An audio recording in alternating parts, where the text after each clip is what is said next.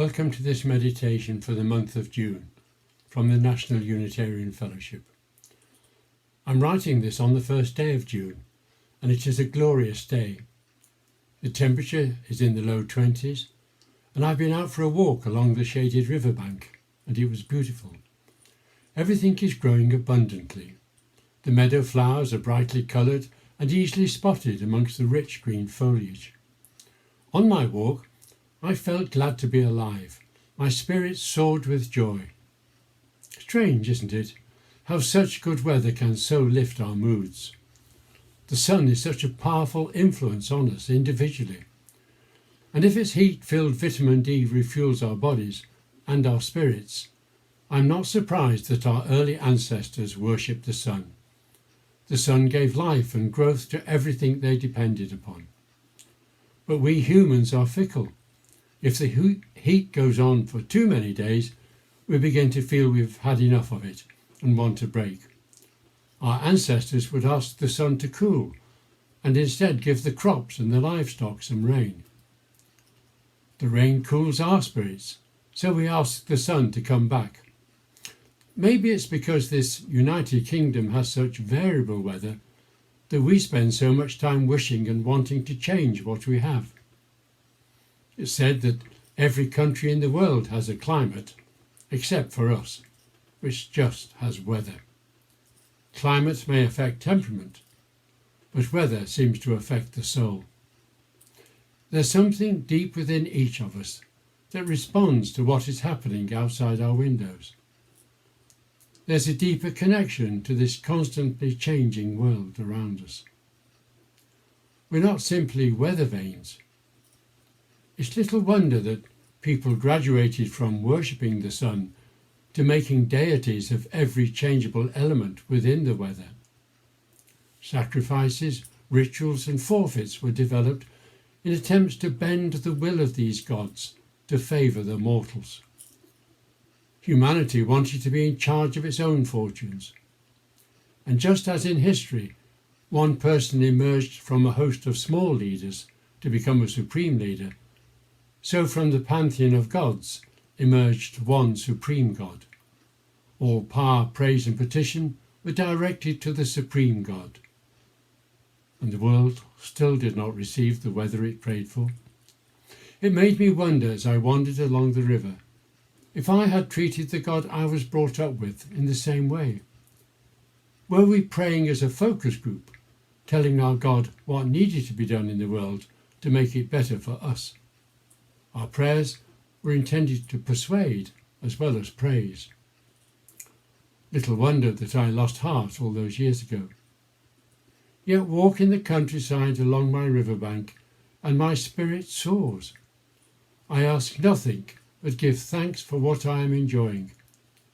Whatever is out there, my spirit links itself to. Some years ago, I came across the writings of John Muir. He was a Scotsman who in the 19th century had emigrated as a child with his father to the United States. They built a farm out of the wilderness, but it was the wilderness that had appealed to John Muir. His life's work was then spent in preserving the wilderness, and his memorial is the Yosemite National Park in California. John Muir had been brought up on religion. His father had painfully made him learn the New Testament off by heart. Alone in the wilderness of Yosemite, he found a true understanding of his God.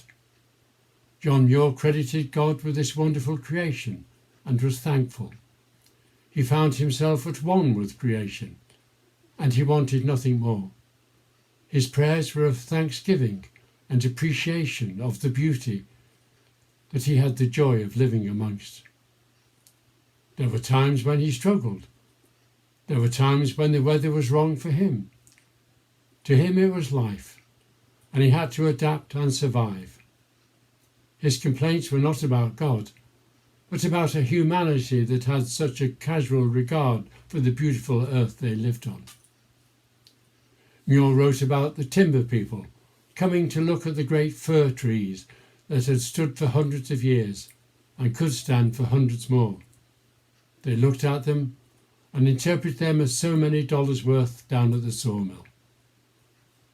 I felt that I could understand how he felt walking in his wilderness and writing about what he saw there.